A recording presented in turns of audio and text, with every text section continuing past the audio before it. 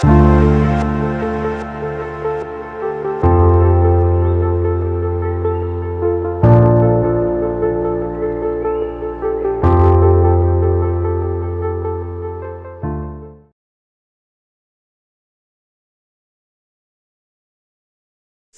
existen iglesias perfectas, pero sí iglesias saludables.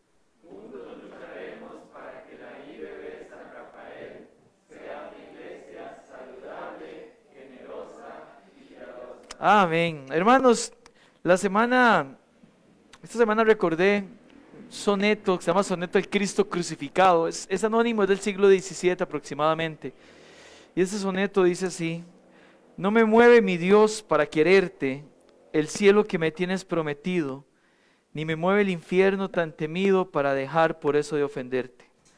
Tú me mueves, Señor, muéveme el verte clavado en una cruz y escarnecido, muéveme ver tu cuerpo tan herido, muéveme en tus afrentas y tu muerte, muéveme en fin tu amor y en tal manera que aunque no hubiera cielo yo te amara y aunque no hubiera infierno te temiera. No me tienes que dar porque te quiera, pues aunque lo que espero no esperara, lo mismo que te quiero, te quisiera. Hoy hablaremos de amar a Dios. No por lo que Él hace, sino por quien Él es. Amén, hermanos. Busque el libro de Marcos, por favor, el capítulo 12.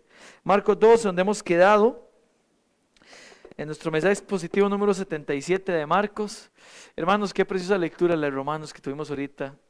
Qué tremendo, hermanos, cuántas bendiciones nos da el Señor en su palabra. Vamos a leer estos versículos, mis amados, 3 versículos, los primeros 3 versículos que están ahorita en Marcos 12 del 28 al 30 y lo leemos juntos, ¿está bien? Como merece ser leída la palabra del Señor, con amor, con respeto, con reverencia y con agradecimiento a Dios por tenerla. 1, 2 y 3.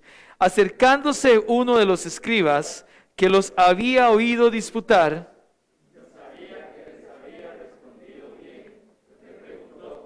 ¿cuál es el primer mandamiento de todos? Jesús le respondió: el primer mandamiento de todos es: oye Israel, el Señor nuestro Dios, el Señor uno es. Y amarás al Señor tu Dios con todo tu corazón y con toda tu alma y con toda tu mente y con todas tus fuerzas. Este es el principal mandamiento. Gloria a Dios por su palabra. Amén, hermanos.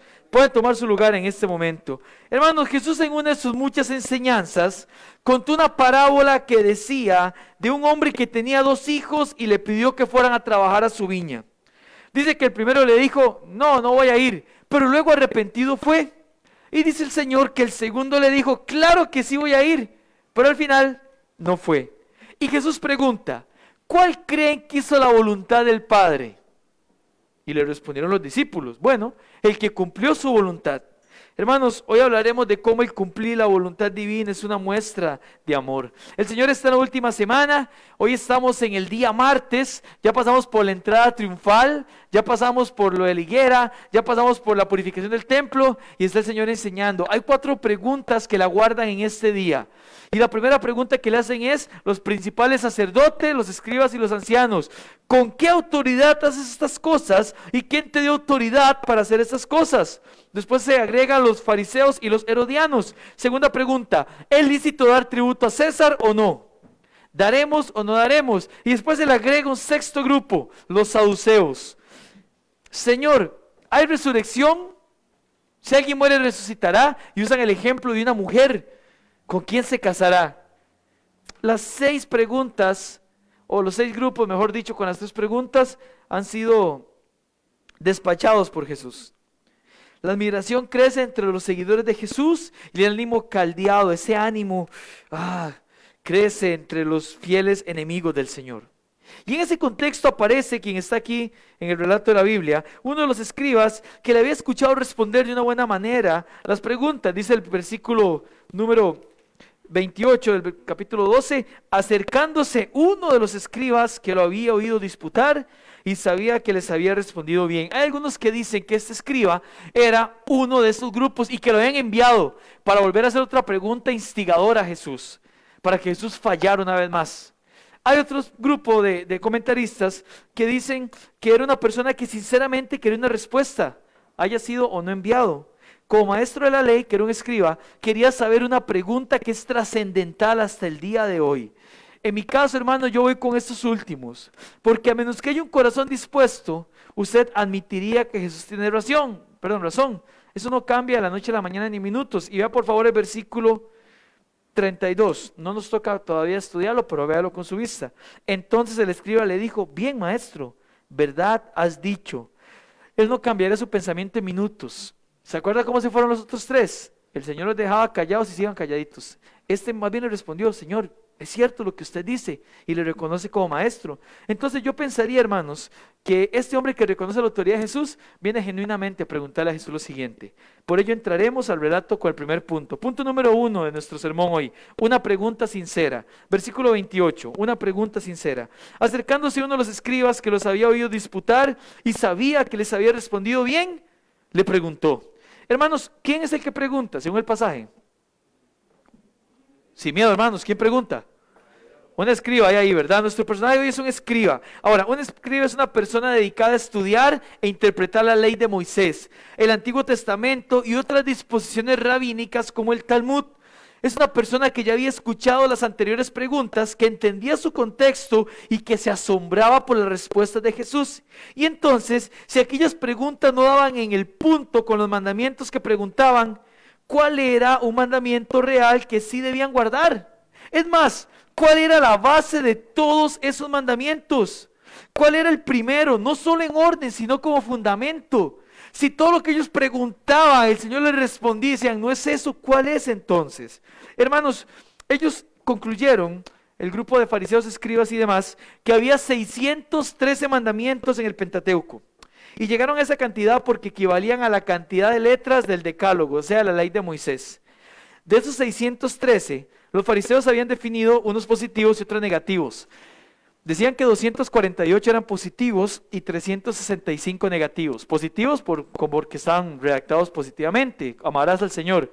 Negativos porque están redactados negativamente, no matarás o no cometerás adulterio. ¿Tiene malo esto algo malo? No, no tiene nada malo. El tema es que con el tiempo descubrieron que no podían guardarlos todos. Y por ese motivo decidieron enfocarse en guardar los más fuertes. Lo que pasa es que dice la historia que con el tiempo fueron dejando de llamar mandatos fuertes algunos mandamientos porque no los podían cumplir. Entonces dicen: no, tampoco. Dejaron después mandamientos claves. Y ahí miren qué pasó. El fracaso fue tan grande que ni siquiera los mandamientos claves podían cumplir. Lo que hicieron fue, en el periodo intertestamentario, escribir algo que se conoció como el Talmud, la tradición de los ancianos. Entre Malaquías y Mateo, esos 400 años, surge el grupo de fariseos y escribe la tradición de los ancianos, que eran leyes que ellos creían que debían cumplirse. Estaban escritas por ellos. Entre muchas otras, la Biblia nos relata, por ejemplo, cuando le dijeron: Señor, en la tradición está que hay que lavarse las manos. ¿Tenía algo de malo no lavarse las manos? ¿Tenía algo de bueno lavarse las manos? Sí, claro que sí, más en estos tiempos, ¿verdad? La pregunta ¿es pecado no lavarse las manos? Eso era lo que pasaba. En la tradición de los ancianos, ellos asumían como si fuera palabra de Dios el pecado. La tradición de los ancianos era básicamente un comentario bíblico al Pentateuco y a toda la Tanaj. El Tanaj es el conjunto de libros de la Biblia desde Génesis hasta Malaquías, el Tanaj, así se le conoce. Entonces ellos decían: vamos a comentar. El comentario bíblico asumían como si fuera también palabra inspirada por Dios. Y entonces ellos comenzaron a hacer todo esto. Y ese era el escriba que estaba ahí, que conocía el Pentateuco, todo el Tanaj, que conocía el Talmud, el que está preguntándole a Jesús: hay 613 mandamientos, pero ¿cuál guardamos? Maestro, es más, le pregunta, a lo mejor para poder ubicarse un poco: ¿cuál es el primer mandamiento de todos? No solo el primero en orden. Casi siempre la Biblia, cuando asume un orden, no se refiere a que esté de primero, sino también al que es la base. ¿Ustedes han leído Proverbios 1:7? El principio de la sabiduría es el temor al Señor. ¿Qué quiere decir eso? Que ya después la sabiduría se pierde. No, porque habla de principio, no como comienzo, sino como fundamento. Entonces está diciéndole el escriba: Señor, ¿cuál es el fundamento de todos los demás mandamientos, habiendo tantos y tan difícil de cumplir? Bueno, hermanos, este escriba llega y le preguntan, otra vez, algunos dirán que era para tentarle, porque si Jesús mandaba un mandamiento fuera de la ley, podrían aprovecharse de eso. No obstante, cuando uno ve que Jesús le dice en el versículo 34, lo que dice Marcos 12:34, Jesús le dice, no estás lejos del reino de Dios. Yo creo que demuestra que su corazón, el del escriba, sí estaba inclinado al señorío de Jesús. La pregunta es directa, sincera y sin verborrea, sin halagos falsos. Él no dijo, maestro, él no insinuó nada de esto. Yo le decía en la mañana que ninguno de nuestros hijos llega a decirnos, no sé, me imagino ahí al hermano Randy, que llegue Matías, oh Padre amado que me provee todas las cosas. No hacen eso. Pregunta de una vez. Este hombre sencillamente pregunta y una vez le dice al Señor, ¿cuál es el primer mandamiento de todos? Dejó cualquier verborrea de lado, directamente.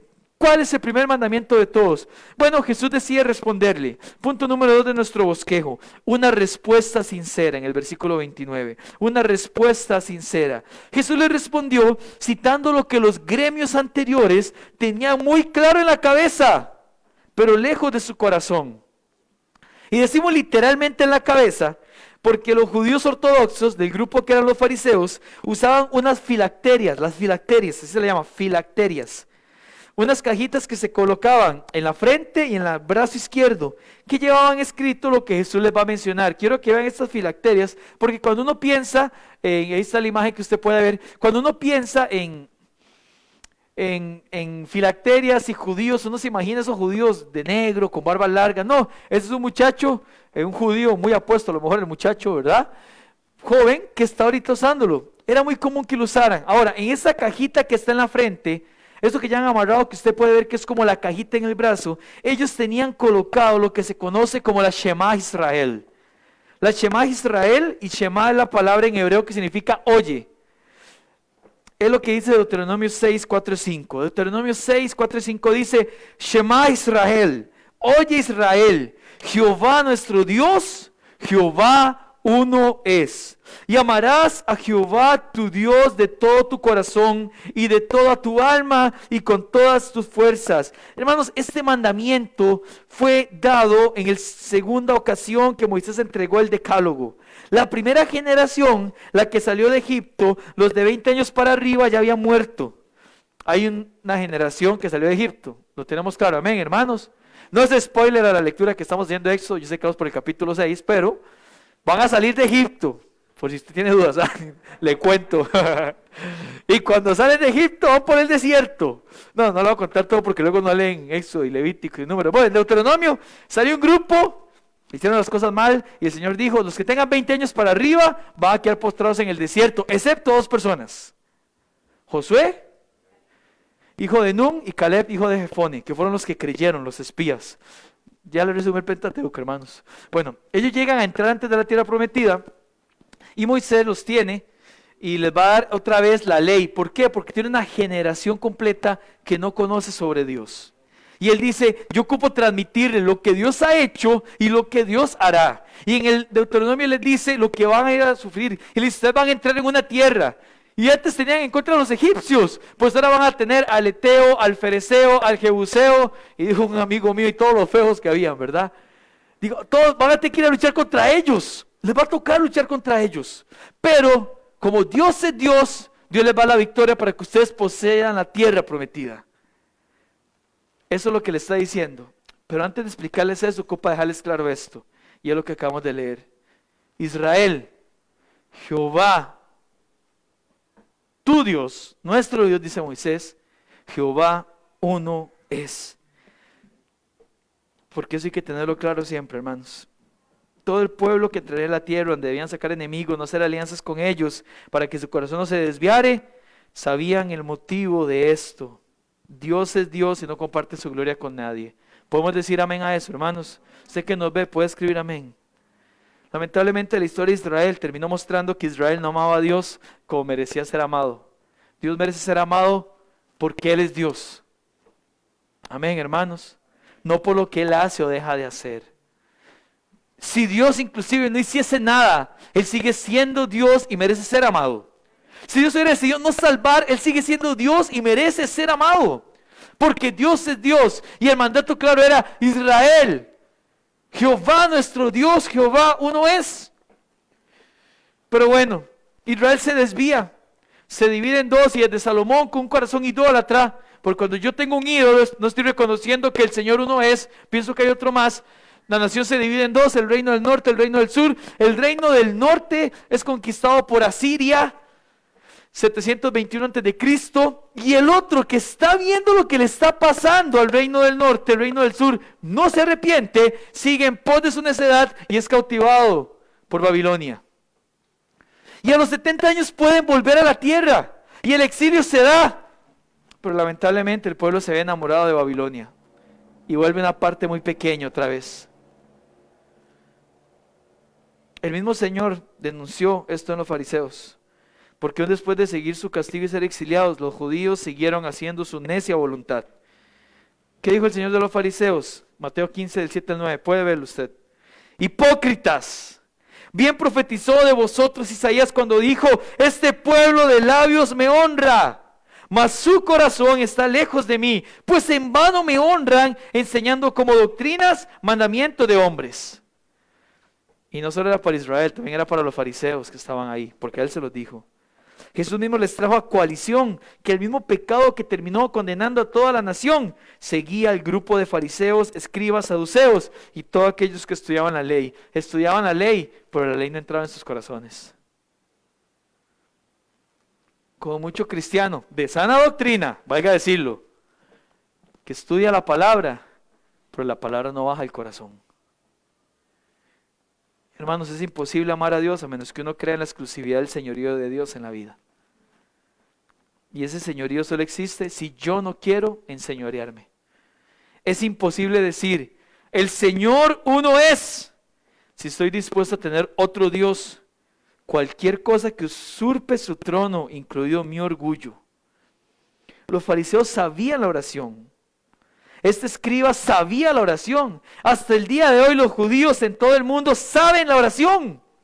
Porque en toda la sinagoga en el mundo se ora esta oración antes de empezar el Shabbat. Shema Israel. Hasta el día de hoy. Pero no viven de esa manera. Así que Jesús les está diciendo, el más grande mandamiento es reconocer la exclusividad de Dios, el único Dios verdadero. Y en nuestro caso, el Dios de la Biblia. Porque nosotros tenemos ventaja, y yo diría mayor condenación entonces, si yo tenemos la revelación completa de Dios. Amén, hermanos. Si yo tenemos no solo la revelación, al Espíritu Santo morando en nosotros, que interpreta la revelación. Si yo reconozco que Jehová no es, entonces podré cumplir con el gran mandamiento. Versículo 30, por favor. Con su vista, y amarás, después de reconocer el señorío de Cristo, al Señor tu Dios con todo tu corazón y con toda tu alma y con toda tu mente y con todas tus fuerzas. Este es el principal mandamiento. Hermanos, el versículo 30 llama la atención porque Jesús menciona cómo hay que amar a Dios. Incluso incluye más especificidad que el versículo que está citando. En Deuteronomio tenemos corazón, alma y fuerzas, pero aquí agregamos mente. El Señor podría decir solo con el ser, y amarás al Señor tu Dios con todo tu ser y punto, pero Él quiere detallarlo. Así que tratemos de esbozar qué significaba para el contexto inmediato cada parte. Primero dice que hay que amarlo con el corazón. Hermanos, el corazón es el centro de control. Es lo que pienso, lo que siento y cómo actúo. Ojalá usted pueda apuntar esto y guardarlo para que siempre que usted lea la palabra en la Biblia, corazón se refiere a intelecto, emociones y voluntad, siempre. Intelecto, emociones y voluntad. Pero también dice que hay que amarle con el alma. El alma es el asiento de mis emociones. Hermanos, nuestras emociones no son Dios. Nuestras emociones tienen que estar dirigidas por el Señor. Mente abarca voluntad, intenciones y propósitos. Y fuerza abarca energía física. Y en el original no dice tus fuerzas en plural, dice tu fuerza. Cuando es plural podemos decir, bueno, yo voy a echarle mucha fuerza al trabajo, pero también al Señor. No, el Señor se refiere a toda su energía junta, toda la fuerza que le ha dado para trabajar. Todo tiene que estar dirigido a amar al Señor. Amén, hermanos. Lo que está diciendo el Señor en ese sentido es que todo nuestro ser debe amarle. Ninguna parte puede desviarse de mostrar afecto al Señor. Y si esto lo vemos a la luz de la enseñanza que Jesús les va a enseñar, hoy es martes de la Semana de la Pasión, 2 días después, el jueves, Viernes ya, jueves en la noche para nosotros, viernes para ellos. La manera en que yo muestro mi amor a Dios es cuando llevo mi corazón, mi alma, mi mente y mi fuerza a guardar sus mandamientos. En Juan 14:15, Él les dijo en el aposento alto, si me amáis, ¿qué tenéis que hacer? Guardad mis mandamientos. Ahora, hermanos, este versículo gramaticalmente sería mejor traducido como, si continúan amándome, guardarán mis mandamientos. La primera parte que usted y yo tenemos en la Reina Valera como me amáis, es un subjuntivo presente. Eso se usa cuando hay un deseo, un subjuntivo que se mantiene. O sea, no solo si me amáis en un momento, lo que está diciendo es, si continúan amándome. Y la segunda parte que decimos, guardad mis mandamientos. Usted y yo lo podemos ver como un imperativo, pero en realidad es un futuro. Entonces dice, si continúan amándome, guardarán mis mandamientos. Y esto es relevante, hermanos, porque no hay forma de llegar a guardar los mandamientos si no hay una acción continua de amar al Señor. Yo no puedo decir, yo amé al Señor hace una semana, hace un mes, no. Yo tengo que estar amando a Dios para poder obedecer sus mandamientos. Y la única manera de amar a Dios es primero reconociendo su señorío. El orden correcto es, reconozco quién es Dios, amo a Dios y obedezco a Dios. ¿Ya ven por qué a veces nos cuesta tanto obedecer a Dios? Porque no reconocemos su señorío en última instancia.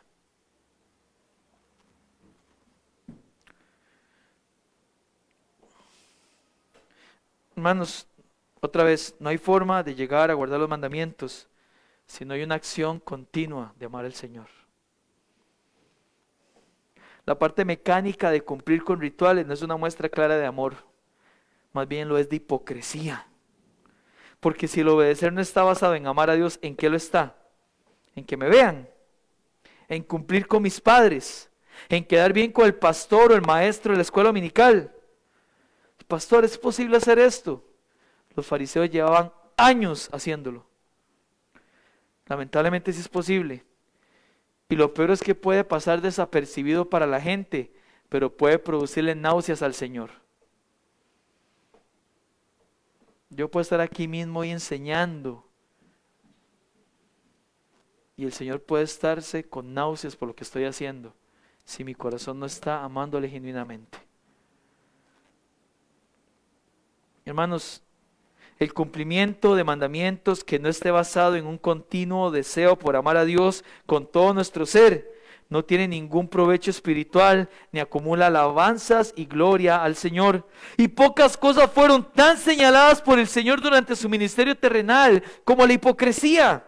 Pero no solo eso, el versículo también me muestra que aunque todos tenemos emociones, estas no pueden moldear mi sincera devoción a Dios. Hermanos, mis emociones no pueden determinar mi posición ante las circunstancias de la vida. La palabra de Dios es quien debe hacerlo, no nuestras emociones, porque de otra manera no estaré amando a Dios con toda mi alma, y si no lo hago no estoy creyendo en el Señor como único y me convertiré en un idólatra. Es más, en un ególatra para ser exactos. Y esto es grave, hermanos, y es grave porque cada vez tenemos más creyentes amando a Dios de labios, pero no con su corazón, porque no actúan consecuencias con ese amor en lo que piensan, sienten y cómo actúan. Permitimos que nuestro amor al Señor esté dirigido por nuestros sentimientos y no que nuestros sentimientos se vean subordinados al amor a Dios. Pero es el amor a Dios lo que debe direccionar mi corazón, mi mente, mi alma y mi fuerza, o sea, todo mi ser. Hermanos, no se vale tener rienda suelta las emociones, así no funciona. ¿Dios me las dio? Sí, pero no están por encima de Dios. Se puede sentir lo que quiera sentir, pero eso no está por encima de la palabra de Dios. ¿Qué aprendemos nosotros, hermanos? Estos dos versículos no son complicados de entender, en realidad no.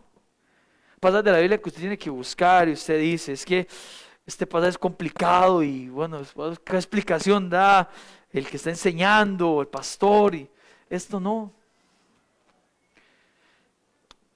Pero hermanos, ¿sabe qué? Muchos cristianos testifican de que aunque no son difíciles de entender, no son fáciles de llevar a la práctica. Primera pregunta. Entiendo que solo existe un Dios. Pastor, obvio. Bueno, le pregunto, ¿esa es la respuesta que da nuestro pensamiento lógico o es una respuesta de un corazón rendido al señorío de Cristo? Muchas veces sabemos que solo hay un Dios, pero eso no significa que creamos en ese Dios. Usted puede hacer un ejercicio apologética para defender que existe un Dios. Ahí los cielos cuentan su gloria. Que usted sepa que Él existe no quiere decir que usted esté sujeto al señorío de Él.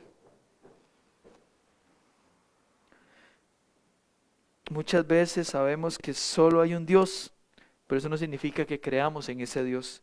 Y lo sé, ¿saben por qué, amados? Porque el Dios de los cielos se revela a través de la verdad escrita. Y cuando no atiendo a la verdad escrita, estoy creyendo en un Dios que no es el Dios de la Biblia. Y por lo tanto es una invención mía, tan parecida a Astarot, a Baal, a Diana de los Efesios, a Buda o cualquier otro Dios que se haya inventado. Nos quejamos y vociferamos de aquellos que tienen en Joseph Smith un profeta, que tienen a Elena G. de White como profeta, que tienen visiones o idolatran a sus apóstoles. Pero ¿sabe qué? Nosotros nos tenemos a nosotros mismos. Sí, nuestros ídolos somos nosotros. Y en nuestro corazón reina nuestra concupiscencia. Y por eso es que muchos llevan meses o años planeando más sus proyectos personales que el avance del reino de Dios. Muchos de ustedes saben cuándo pueden comprar una casa, un carro, el ahorro, a dónde van a viajar, pero no saben nada con respecto a planes para la obra de Dios.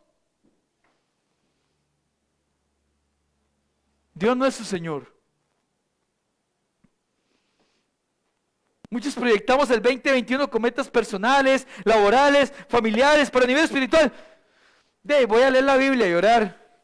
Qué pena que el pueblo de Dios esté así. Tenemos tan poca hambre por el Señor. ¿Sabe por qué? Porque el Señor no gobierna. No creemos que el Señor uno es. Porque, hermanos, si creyéramos eso, viviríamos quebrantados buscando desesperadamente un poco más del reino de Dios. Seríamos los más dichosos de la tierra, porque entenderíamos que el Rey que gobierna, el único y sabio Dios, nos dio acceso directo a su presencia y allí quisiéramos estar. ¿Cómo nos pasa a menudo, hermanos, que vemos la búsqueda de Dios más como una rutina que como un privilegio? Si realmente creyéramos que Dios es uno, si realmente creyéramos que ese Dios se hizo carne para habitar entre nosotros y para proveernos un acceso para estar con Él, no vacilaríamos en nuestras disciplinas espirituales, en nuestros afectos, en nuestra devoción a Él. Pero lo cierto es que no lo creemos, hermanos. Amada iglesia, despertemos. No podemos seguir viviendo en un letargo espiritual. El mundo va según está establecido de Él, pero nosotros debemos decirle al mundo: oigan, el Señor uno es. Solo hay un Dios. No lo ocupan escuchar de su boca nada más, sino de toda su vida. Toda su vida. No puede ser que pasen los días sin meditar en la palabra de Dios. Sin meditar. Hoy hablaremos a las 5 de meditar, amado hermano. Mira cómo el Señor confrontó mi vida, me hizo sentir convicto con eso de meditar la palabra de Dios. A veces leo el capítulo del día solo por leerlo sin meditar en la palabra. Hermano, hermana, en su trabajo, exprese con sus acciones su convicción de que hay un Dios, el Señor de los ejércitos, amén. Haga que sus redes sociales griten: solo hay un Dios. En su hogar, hijo, compadre, no creyentes, o que no están en pos del Señor, que sus acciones les haga ver a ellos que usted cree que solo hay un Dios. Papá, mamá, haga que sus hijos aprendan esto. Nuestros hijos deben saber que creemos en un único Dios, el Dios de la Biblia, y que nada se debe oponer entre Dios y nosotros. Por eso el domingo, el día del Señor, lo dedicamos a Dios. Los niños, las niñas: papá, pero mis compañeros van a jugar, pero mis compañeros van a pasear. Sí, hijo, pero ellos no tienen al Señor como su Dios, usted y yo sí. Eso debe quedar claro. Hermanos, nosotros no debemos congregarnos ritualísticamente. No tenemos aquí un culto para cumplir. Dios nos libre de estar haciendo eso. Dios le libre de decir, ya fui el domingo en la mañana, en la tarde hago lo que me da la gana, entre semana hago lo que me da la gana, ya cumplí. Dios te libre de esa idolatría. No tenemos aquí un culto para cumplir, no, hermanos. Lo hacemos porque creemos que el único Dios verdadero se ha revelado a nosotros a través de su palabra. Amén, hermanos. Amén, hermanos. Y cumplimos con sus deseos y mandatos. Nos congregamos, iglesia, porque reconocemos que Dios es Dios, que yo no soy Dios y que el que gobierna es Él, y por ello le obedezco. Oye, yo le voy a decir esto. Un hermano cumplió años y tuvo un tiempo precioso para celebrar con su familia. ¿Sabe qué días fueron a compartir? Jueves, viernes y sábado. ¿Sabe dónde estaban el domingo? El domingo estaban en la casa de Dios, en el día del Señor, en la casa del Señor. ¡Qué tremendo testimonio para su esposa, para sus hijos! Tenía que trabajar jueves y viernes, sí. ¿Sabe qué hizo? Sacó libre. Eso fue testimonio para mi vida. Papá, saque tiempo. Esposo, saque tiempo para su esposa, para sus hijos. Pero no le haga expensas del tiempo que es para el Señor. Enséñales a ellos que el dueño de su tiempo es el Señor. Jóvenes adultos de la iglesia, enséñale a los jóvenes que vienen creciendo esto. Muéstrele que su compromiso real es con el Señor, que el mejor lugar para estar es aquí. ¿Sabe? Un joven me escribió hace unos 9 meses. Me pone, pastor, no voy a estar un domingo, voy para la playa, y era por transmisión. Yo le tuve que decir algo. De generación de víboras, diría don Roberto. Hipócritas, incrédulos. Bro. Ese mismo joven me escribió más recientemente y me dice, pastor, voy a ir a pasear, pero lo voy a hacer sábado, para estar el domingo en el día del Señor en la casa del Señor. Eso me bendijo a mí mucho. Hermanos, el domingo es el día que como iglesia, el cuerpo de Cristo, nos unimos a adorar su nombre. Demostramos juntos que creemos en Él, le rendimos adoración a Él y exaltamos su nombre. Es el espacio en que servimos al Señor a través de otros hermanos, que tenemos compañerismo, que amamos juntos al Señor. Pero no olvide esto, toda la demás semana también tenemos que reconocer quién es Dios. En nuestra vida, en nuestro trabajo, en nuestras relaciones, en nuestros paseos. En todo momento usted tiene la oportunidad única para mostrar que usted cree que solo hay un Dios y Él está por encima de todos los demás. Y ahora, segundo punto. Amo a Dios. ¿Cómo amo a Dios? Usted puede decir que ama a Dios. O mejor preguntémonos, ¿lo amamos como Él pide ser amado? Él pide ser amado con todo nuestro corazón. O sea, que todo lo que pensemos muestre que lo amo. Que todo lo que sienta muestre que lo amo. Que todo lo que actúo muestre que lo amo. Le pregunto, amado hermano, hermana, visita, persona que nos está viendo, ¿estoy amando a Dios como Él pide ser amado? Él pide que mis pensamientos estén en Él. Son tus pensamientos en Cristo continuamente. Él pide que mis emociones estén en Él. Son tus emociones en Cristo continuamente. Y yo aquí quiero hacer énfasis, hermanos, porque aunque las emociones existen, no existen en autonomía. Las emociones deben mostrar mi amor a Dios. Y si mi amor a Dios tiene que ver con guardar su palabra, te pregunto, ¿tus emociones guardan los mandamientos del Señor? Un ejemplo, en el afán, ansiedad, estrés, le llamarían ahorita. Cuando hay afán, ¿atendés los mandamientos con respecto a ese sentimiento? Dice la Biblia en Filipenses 4:6, por nada estéis afanosos, si no sean conocidas vuestras peticiones delante de Dios en toda oración y ruego con acción de gracias. Entonces, aún en medio de ese afán, tu amor por el Señor te llevará a guardar su mandamiento. Hermanos, el afán no es para preocuparme más, es para orar más. Eso es amar a Dios. ¿Tenés ansiedad? Primera de Pedro 5:7 me enseña cómo manejo la ansiedad, echando toda vuestra ansiedad sobre Él, porque Él tiene cuidado de nosotros. La ansiedad es para buscar a Dios, orarle a Él y amarlo más. En una situación que produce enojo, ¿Qué dice la Biblia? Proverbios 19:11, la cordura del hombre detiene su furor y su honra es pasar por alto la ofensa. Entonces, aun en tu molestia, recordarás que amás tanto a Dios que guardarás sus mandamientos, aunque usted tenga ganas de agarrarse con alguien. Recuerde, hermano, hermana, Dios es Dios, sus emociones no son Dios, y las emociones nuestras deben mostrar amor a Dios. También está la mente.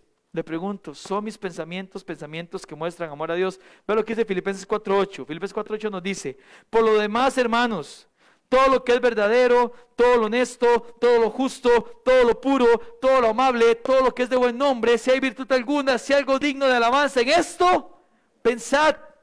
Esta semana que discutiste con tu jefe, con tu superior, ¿pensaste en algo verdadero, honesto, justo, puro, amable, de buen nombre? Esa discusión que tuviste con tus hijos, con tus papás, igual, ¿pensaste en algo verdadero, honesto, amable, puro, justo, de buen nombre? La discusión de hoy temprano con la señora, con el esposo, con los hijos, ¿en qué parte calza? Hermanos, amar a Dios es también pensar en los mandamientos de Dios. Fuerza, con toda tu fuerza, otra vez, está en singular. Nuestra fuerza tiene que ser para la obra de Dios, para la obra que Dios hace en nuestra vida. Te pregunto, ¿en qué estás invirtiendo tus energías? La forma en que manejas tu tiempo también es una muestra de amor a Dios. ¿Tenés tiempo para Dios? Yo sé que algunos aquí tienen un trabajo que ya raya en lo asfixiante, pero aún así me bendice verle siempre compartiendo versículos, memorizando versículos, ensayando para el ministerio de música, preparando materiales para los niños. Eso me bendice, porque en medio de la agenda no olvidan que su fuerza es dada por Dios y debe ser usada para Él. En algunos casos hasta oramos para que Dios abra otra puerta laboral, pero aún así eso no los ha alejado de amar a Jesús. Yo veo mamás en nuestra iglesia que invierten su energía en cuidar a sus hijos y en medio de ello le enseñan la palabra. Eso es tener la energía para amar a Dios. Yo veo líderes de jóvenes que el año pasado más de medio año dedicaron cada noche, cuando salían del trabajo, de los estudios, a hacer devocionales con los muchachos. Esa es energía invertida en el reino de Dios. Es amor a Dios. Hermano, hermana, si usted no está sirviendo en ningún área, no se quede así, por favor. Invierta su fuerza en el Señor, en el nombre del Señor se lo pido. Ayer alguien me dijo, yo sirvo. Yo le dije, ¿vas a servir en niños? No tengo ni idea cómo servir en niños, pero yo lo hago. Amén. Su energía va a estar enfocada en la obra de Dios. Conclusión, creo en el único Dios. Hay que observar si tu vida en todas las áreas demuestra su gobierno. Yo no lo puedo hacer, pero estoy seguro que usted lo sabe. Todos lo sabemos, todos. Le pregunto, ¿cómo ama a Dios? Jonathan Edwards, el gran predicador, dijo, la pregunta fundamental para la raza humana y para cada persona como individuo es esta. ¿Cuáles son los rasgos distintivos de las personas que disfrutan el favor de Dios? Aquellas que van camino al cielo. En su palabra Dios insiste en que seamos serios, espiritualmente enérgicos, teniendo nuestros corazones vigorosamente comprometidos con el cristianismo. Esta participación viva y vigorosa del corazón en la verdadera religión viene como resultado de la circuncisión espiritual o regeneración a la cual pertenecen las promesas de la vida. Si no tenemos seriedad en nuestro cristianismo y si nuestras voluntades no están vigorosamente activas, no somos nada. Las realidades espirituales son de tal magnitud que si nuestros corazones han de dar una respuesta adecuada a ellas, deberá ser con poder y energía. Fin de la cita. Hermano, por último, no intente amar a Dios como los que no conocen realmente a Dios. Hay cristianos que su estándar de amor a Dios son otros que no conocen realmente a Dios. Ame a Dios de tal manera que en todas las áreas de su vida sea un reflejo vivo de ese amor. Esa es la mejor vida a la que podemos aspirar en esta tierra. ¿Saben por qué? Porque es la antesala a la eternidad. Amén, hermanos. Le invito a ponerse en pie, por favor. Con su cabeza inclinada, sus ojos cerrados.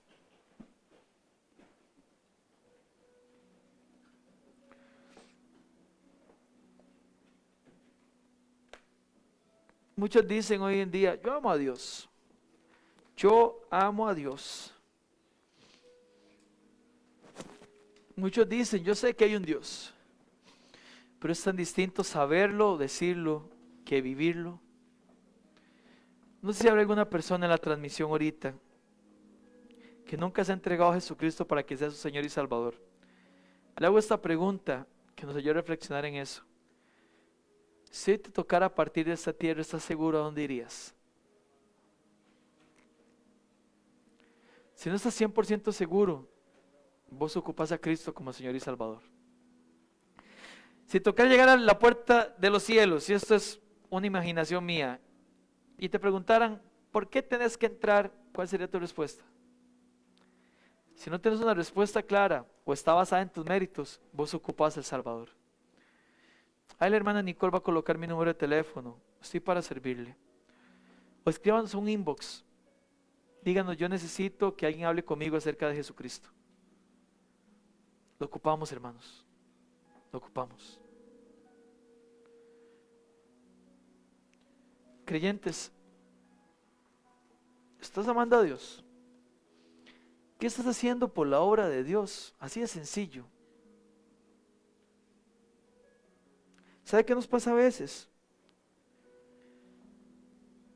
A veces podemos sentir que ya hemos hecho lo que había que hacer. Algo está mal si en tu horario no te da tiempo para honrar a Dios. Hay muchos peros. A lo mejor, pero es que esto, aquello. Yo te quiero decir algo. El Señor es uno y Él merece toda nuestra devoción, toda. Él debe ser nuestra prioridad, amados. Tu prioridad no puede ser otra cosa que el Señor. Tienes que acomodar todo para que toda tu mente, tu corazón, tus energías, tus fuerzas estén guiados hacia Él, orientados por Él. ¿Y qué hago con todo lo demás? El viernes lo hablamos. Eche sobre el Señor su carga. Él se va a encargar de eso. Deje de estar ayudándole a Dios. Él no ocupa su ayuda. Él es Dios. Su deber creyente es el principal mandamiento, el fundamental, es amarle a Él. Reconocer que Él es Dios y amarle a Él. Lo demás Él se va a encargar. Haga planes verdaderos para que la obra de Dios se desarrolle más en su vida. Ame más a Dios, ame más a la iglesia. Entréguese aún más para el Señor. Dice el proverbio, se encomienda al Señor, tus obras y tus pensamientos serán afirmados. Que nos mueva a amar al Señor, como Él merece ser amado. Que hay una sed insaciable en nuestra vida por meditar en su palabra, por estudiarla, por vivir para su gloria. Vamos a orar. Señor, usted conoce nuestro corazón. ¿Sabe quiénes de nosotros no estamos, Señor, dándole el primer lugar? Todos luchamos con eso. Lo cierto es que nuestra concupiscencia se opone a honrarte. Señor, ayúdanos, por favor, a no vivir así. Ayúdanos, Dios, para que en todo momento nuestro anhelo sea glorificarte, exaltarte, servirte, amarte en todas las áreas. Señor, renueva las fuerzas del que no tiene ningunas. Dale otro aliento para que retome otra vez, Señor, el anhelo por amarte y servirte.